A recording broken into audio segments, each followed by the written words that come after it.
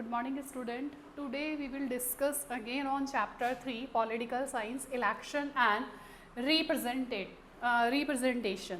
In the previous lecture we have already discussed free and fair election. Free and fair election means होता है कि अगर country democratic है, if our country is democratic then we need a free and fair election. But free and fair elections होना क्यों ज़रूरी है? ताकि पीपल जो पीपल हैं उन्होंने जो वोट्स दिया है तो उनकी डिज़ायर्स जो है वो भी क्या होनी चाहिए, फुलफ़िल. जिस पर्पस के लिए उन्होंने वोट दिया है उस पर्पस को फुलफ़िल करने वाला होना चाहिए और उसके लिए क्या कंडक्ट होना चाहिए, free and fair election. Free and fair elections जो हैं वो टू बेसिक उस पर डिपेंड करता है. फर्स्ट है universal adult franchises and right to contest election. और सेकंड है इंडिपेंडेंट इलेक्शन कमीशन. कि अगर हम चाहते हैं कि कंट्री में फ्री एंड फेयर इलेक्शंस हों तो ये चीज़ें होनी चाहिए, बेसिक चीज़ें होनी चाहिए. फर्स्ट है यूनिवर्सल एडल्ट फ्रेंचाइजीज होनी चाहिए, राइट टू कॉन्टेस्ट इलेक्शन के लिए हम स्टैंड हो सके, और independent election commission. It means कि इलेक्शन कमीशन जो है वो किसी के कंट्रोल में नहीं होना चाहिए, इंडिपेंडेंट होना चाहिए. तो हम फर्स्ट डिस्कस करेंगे universal adult franchises.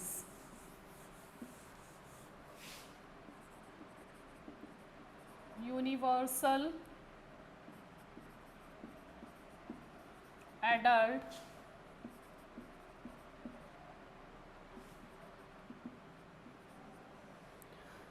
Universal adult franchises. तो यूनिवर्सल एडल्ट फ्रेंचाइजीज का मीन है द कॉन्स्टिट्यूशन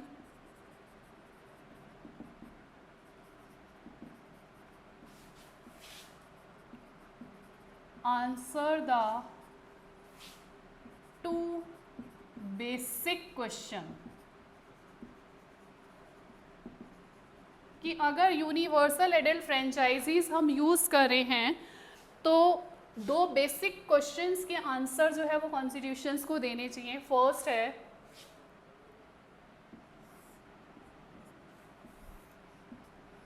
फर्स्ट है हु आर वोटर्स, और सेकंड है हु आर कॉन्टेस्ट इलेक्शन. ठीक है. तो यहाँ पर अगर यूनिवर्सल एडल्ट फ्रेंचाइजीज है तो कॉन्स्टिट्यूशंस के अकॉर्डिंग टू बेसिक क्वेश्चंस के आंसर होने चाहिए हमारे पास, who are voters and who are contest election. कौन वोटर्स होंगे और कौन जो हैं वो कॉन्टेस्ट इलेक्शंस के लिए स्टैंड होंगे. तो who are voters, all the citizen of a country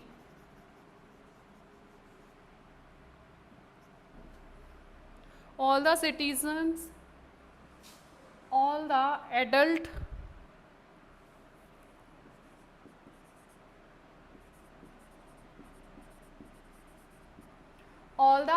citizen of a country are eligible to vote.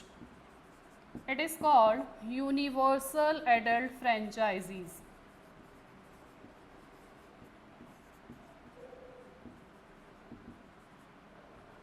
अगर हम वोट्स की बात करते हैं तो टिल 1918, ठीक है, टिल 1918 एडल्ट जो थे वो 21 ईयर्स का मान रही थी. राइट टू वोट जो था वो 21 ईयर्स तक था. आफ्टर 1989 एडल्ट जो हैं वो 18 ईयर्स था. ठीक है.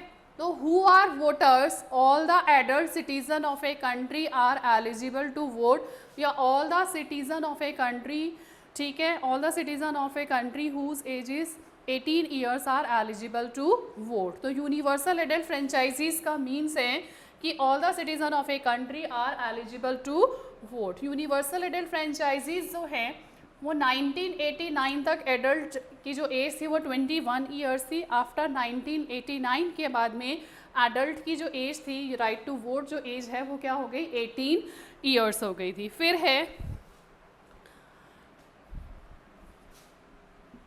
फिर यहाँ पर हैं who are contest election. All the citizen have right to contest election. ठीक है, all the citizen have right to contest election, या ऑल सिटीजन्स के पास राइट है कि वो इलेक्शन के लिए स्टैंड हो सकते हैं। ठीक है, for eligible and representative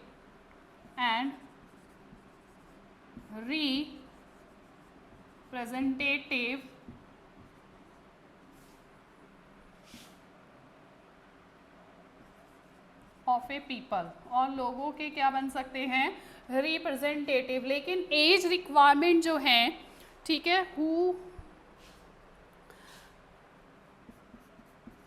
no qualification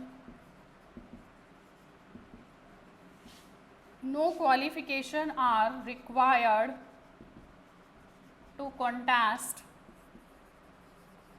election। ठीक है, कॉन्टेस्ट इलेक्शंस के लिए यहाँ पर हमने यूनिवर्सल एडल्ट फ्रेंचाइजीज पढ़ा। The second question is here, who are contest election. All the citizen have right to contest election and representative of a people. No qualifications are required to contest election. किसी भी type की qualifications की requirement नहीं है। But अगर हम as limitation की बात करते हैं तो वो डिफरेंट है। फॉर एग्जाम्पल के थ्रू देखते हैं हम लोग।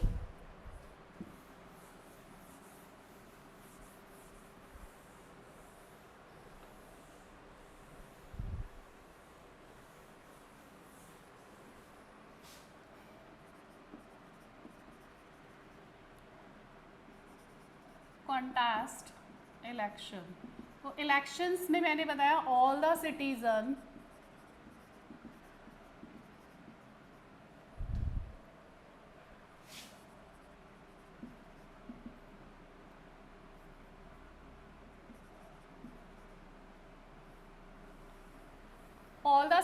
इसको एक्सप्लेन कर देती हूँ। All the citizen have right to stand in election.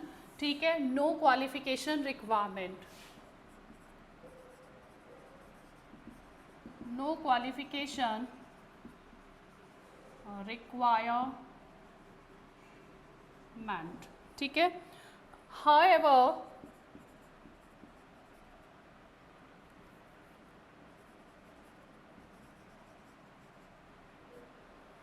there are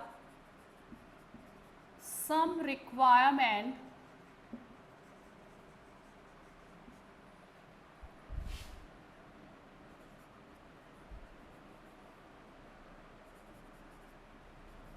one must to fulfill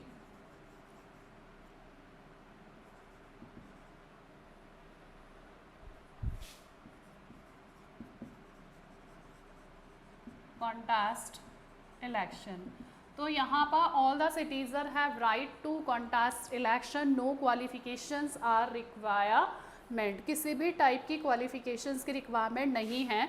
but however, लेकिन कुछ requirement one most to fulfil to contest election, लेकिन कुछ रिक्वायरमेंट हैं जो फुलफिल करनी पड़ती हैं कॉन्टेस्ट इलेक्शंस के लिए। There are different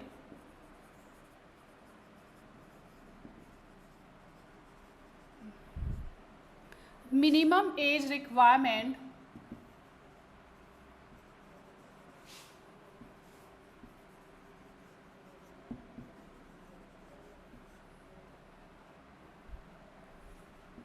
for contesting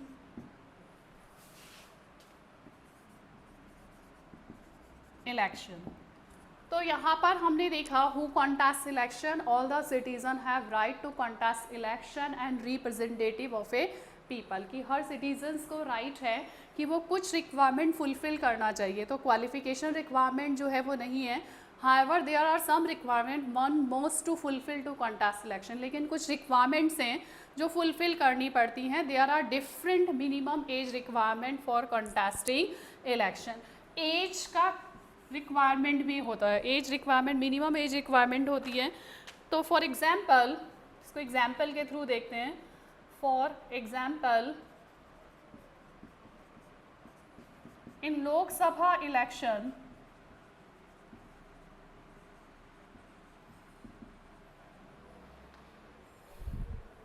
a candidate must be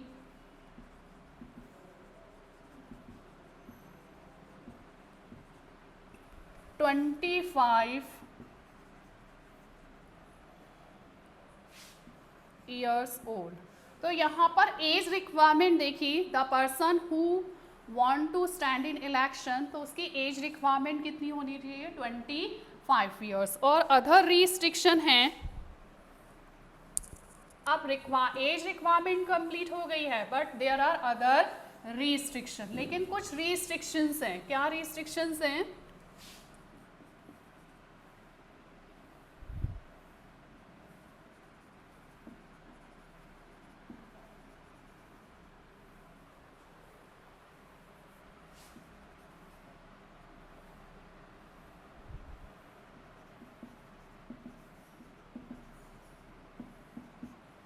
Some restriction a person has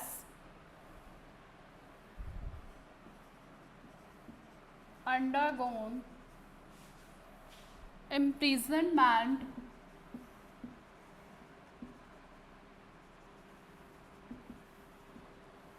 for 2 years.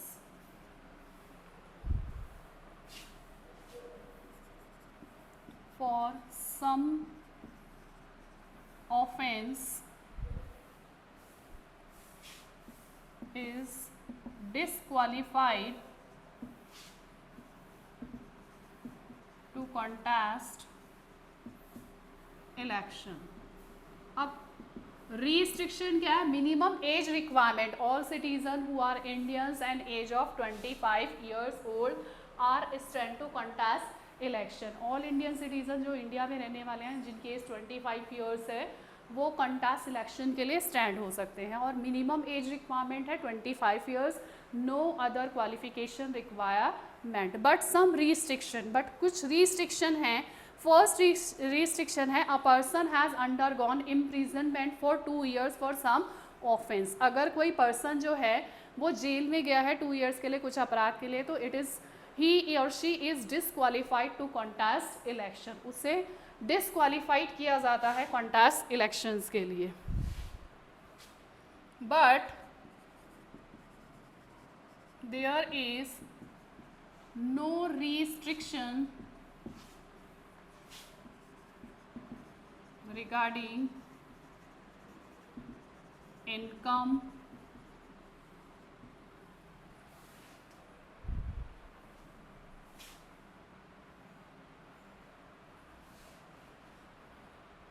education, class and gender. ठीक है. तो रिस्ट्रिक्शंस क्या है कॉन्टेस्ट सिलेक्शंस के लिए? कि कोई भी पर्सन अगर 2 years के लिए किसी भी अपराध के लिए इम्प्रिजनमेंट में गया हुआ है तो वो डिसक्वालीफाइड हो सकता है. But there is no restriction regarding income, education, class and gender. But restriction किसके बेसिस पर नहीं होगा? किसी भी पर्सन के पास कितनी भी इनकम है कोई नहीं पूछेगा. ठीक है, आपकी एजुकेशन है या नहीं है, क्लास आपका क्या है, जेंडर क्या है, इस बेसिस पर कोई रिस्ट्रिक्शन नहीं है. तो ये हमने पढ़ा who are universal adult franchisees and right to contest election. Now the next topic is here, Independent Election Commission.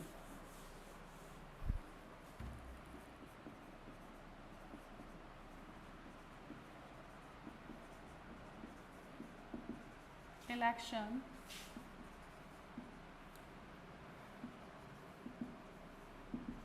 EC, short में हम इसको बोल सकते हैं EC, election commission.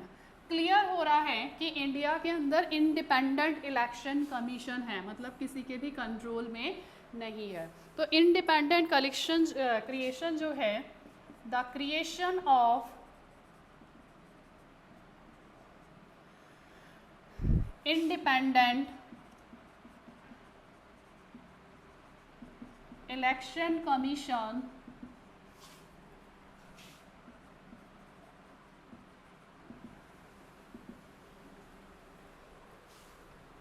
Commission to supervise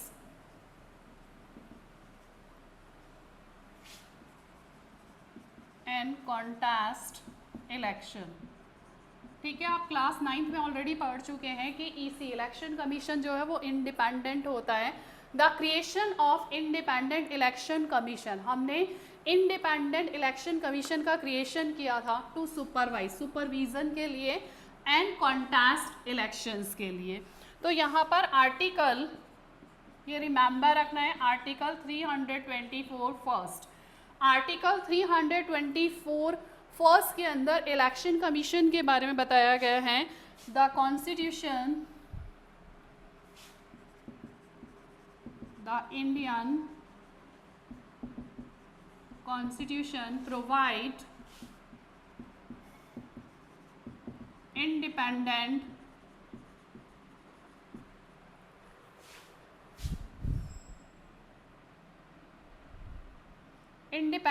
EC, election commission for supervise,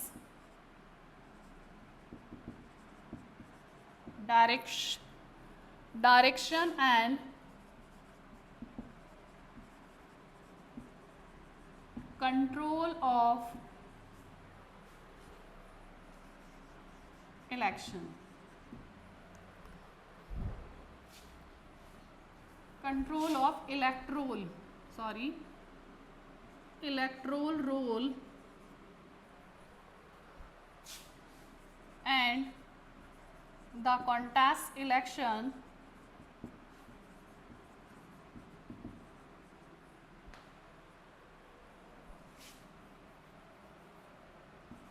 all election for Lok Sabha, President, Vice President,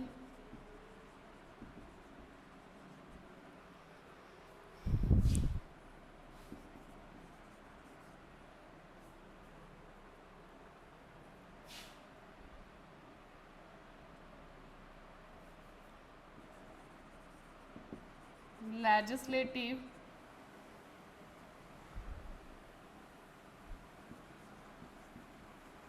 every state।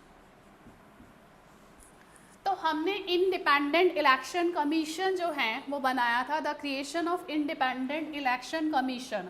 हमने independent election commission जो है वो किस लिए बनाया था, to supervise and contest election, जो कि सुपरविजन भी करेगा और कॉन्टेस्ट इलेक्शंस भी देखेगा। Article 324 first, the Indian constitution provide independent election commission. Indian constitutions ने हमें इंडिपेंडेंट इलेक्शन कमीशन प्रोवाइड किया है फॉर, किस लिए, पर्पस क्या है, टू सुपरविजन, सुपरविजन का काम करना, डायरेक्शन कि उनको निर्देश, डायरेक्ट करना, and control of electoral role, और इलेक्टोरल रोल, इलेक्शन से पहले जो लिस्ट बनती है वोटर लिस्ट, उसको कंट्रोल करना, and the contest all election, all elections को कॉन्टेस्ट कराना for Lok Sabha, president, vice president and legislative of every state. ये वर्क है किसका, इंडिपेंडेंट इलेक्शन कमीशन का। बट यहाँ पर एक क्वेश्चन आता है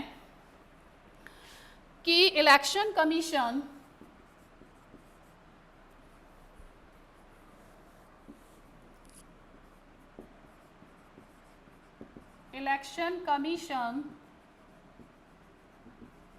is not responsible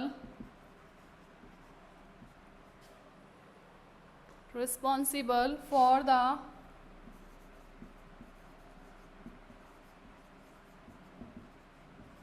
election of local government. तो who is responsible then, who, कौन रिस्पॉन्सिबल है? तो हमने क्रिएशन ऑफ इंडिपेंडेंट कमीशन देखा, ईसी का क्या रोल है कि आर्टिकल 324 के अंदर इंडियन कॉन्स्टिट्यूशंस ने इलेक्शन कमीशन जो है वो सेटअप किया है to supervise direction and control of electoral roll and contest all the election, सारे इलेक्शंस करवाना, parliament, Lok Sabha, president, vice president, legislative of every state के इलेक्शंस कंडक्ट करवाता है। But election commission is not responsible for the election of local government. लेकिन वो कौन से elections के लिए रिस्पॉन्सिबल नहीं है? EC, local government. तो अब क्वेश्चन हम 10th की तरफ जाते हैं। तो बताया था ना कि 1992 के अंदर third level of local government को अमेंडेड करके मोर पावरफुल बनाया गया था और स्टेट ईसी, हर स्टेट के अंदर इलेक्शन कमीशन जो है वो कंडक्ट करवाता है लोकल गवर्नमेंट के इलेक्शन। तो ये मोस्ट इम्पॉर्टेंट है, याद रखना है कि लोकल गवर्नमेंट के इलेक्शंस के लिए रिस्पॉन्सिबल कौन है? State election commission. तो यहाँ पर स्टेट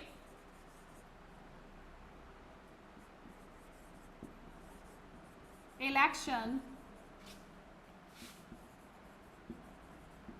कमीशन is responsible